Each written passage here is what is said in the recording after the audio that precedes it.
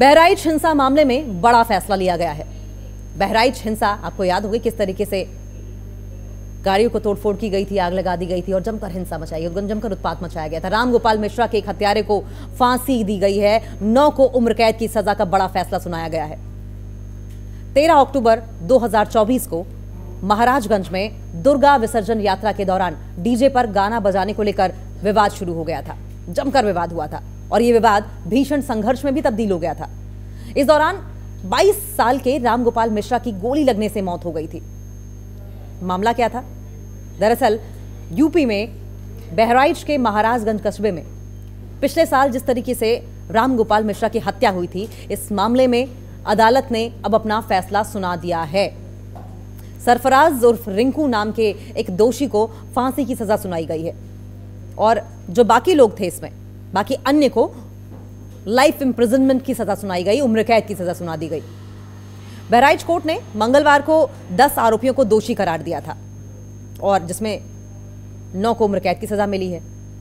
और किस किस को उम्र कैद की सजा मिली है, सवाल यह भी है। 9 दोषियों को उम्र कैद की सजा दी गई। कोर्ट ने जिन 9 गुनहगारों को उम्र कैद की सजा सुनाई है उनके नाम हैं फहीम, सैफ अली, जावेद खान, अब्दुल हमीद, तालिब उर्फ सबलू, ईसान सुएब खान, ननकऊ और मारूफ। बहराइच हिंसा मामले के 10 दोषियों में अब्दुल हमीद, उसके 3 बेटे और 6 दूसरे और भी लोग हैं जो कि शामिल हैं। मंगलवार की अगर बात करें तो कोर्ट ने 3 आरोपियों, जिसमें कौन कौन है, जिसमें शकील अहमद, बबलू अफजल उर्फ कल्लू और खुर्शीद को दोषमुक्त कर दिया है। इन तीनों पर से दोष को खत्म कर दिया, कहा कि अपराध में शामिल नहीं थे। 13 अक्टूबर 2024 का वो दिन था जब ये हिंसा हुई थी। महाराजगंज में दुर्गा विसर्जन यात्रा निकाली जा रही थी।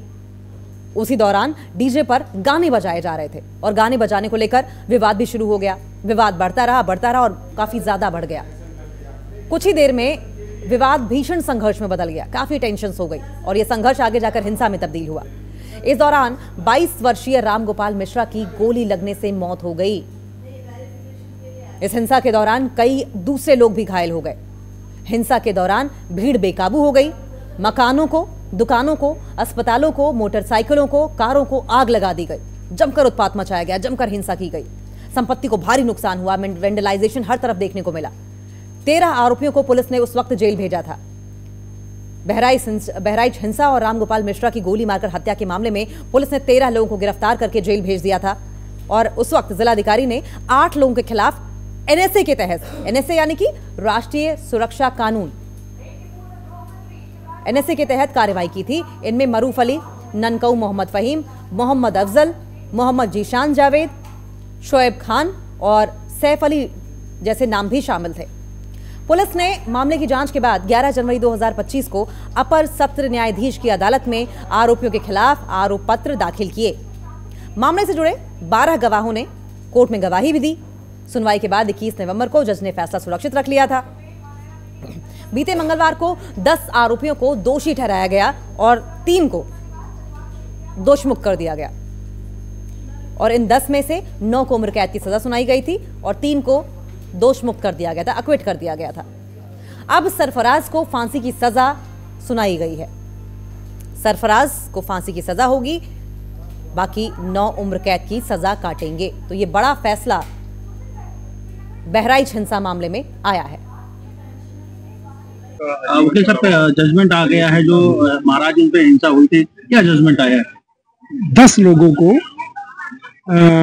आज सजा का निर्धारण होना था, जिसमें से सरफराज उर्फ रिंकू को मृत्युदंड की सजा मिली है और 9 लोगों को आजीवन कारावास और 1-1 लाख रुपए जुर्माने की सजा मिली है। सजा सुनाई जा रही है दोषियों को, कैसा लग रहा है?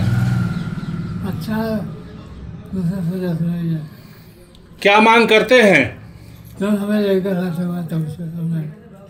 अच्छा, उम्र कैद की फांसी की सजा? उम्र कैद की सजा की फांसी की सजा? अब उनका जब समय लेकर समय कहीं तक। बहराइच कोर्ट ने मंगलवार को 10 आरोपियों को दोषी करार दिया था और जिसमें 9 को उम्र कैद की सजा मिली है। और किस किस को उम्र कैद की सजा मिली है, सवाल यह भी है। 9 दोषियों को उम्र कैद की सजा दी गई। कोर्ट ने जिन 9 गुनहगारों को उम्र कैद की सजा सुनाई है उनके नाम हैं फहीम, सैफ अली, जावेद खान, अब्दुल हमीद, तालिब उर्फ सबलू, ईसान सुएब खान, ननकऊ और मारूफ। बहराइच हिंसा मामले के 10 दोषियों में अब्दुल हमीद, उसके 3 बेटे और 6 दूसरे और भी लोग हैं जो कि शामिल हैं। मंगलवार की अगर बात करें तो कोर्ट ने 3 आरोपियों, जिसमें कौन कौन है, जिसमें शकील अहमद, बबलू अफजल उर्फ कल्लू और खुर्शीद को दोषमुक्त कर दिया है। इन तीनों पर से दोष को खत्म कर दिया, कहा कि अपराध में शामिल नहीं थे। 13 अक्टूबर 2024 का वो दिन था जब ये हिंसा हुई थी। महाराजगंज में दुर्गा विसर्जन यात्रा निकाली जा रही थी। उसी दौरान डीजे पर गाने बजाए जा रहे थे और गाने बजाने को लेकर विवाद भी शुरू हो गया। विवाद बढ़ता रहा और काफी ज्यादा बढ़ गया। कुछ ही देर में विवाद भीषण संघर्ष में बदल गया, काफी टेंशन हो गई और यह संघर्ष आगे जाकर हिंसा में तब्दील हुआ। इस दौरान 22 वर्षीय रामगोपाल मिश्रा की गोली लगने से मौत हो गई। इस हिंसा के दौरान कई दूसरे लोग भी घायल हो गए। हिंसा के दौरान भीड़ बेकाबू हो गई। मकानों को, दुकानों को, अस्पतालों को, मोटरसाइकिलों को, कारों को आग लगा दी गई। जमकर उत्पात मचाया गया, जमकर हिंसा की गई। संपत्ति को भारी नुकसान हुआ, वेंडलाइजेशन हर तरफ देखने को मिला। 13 आरोपियों को पुलिस ने उस वक्त जेल भेजा था।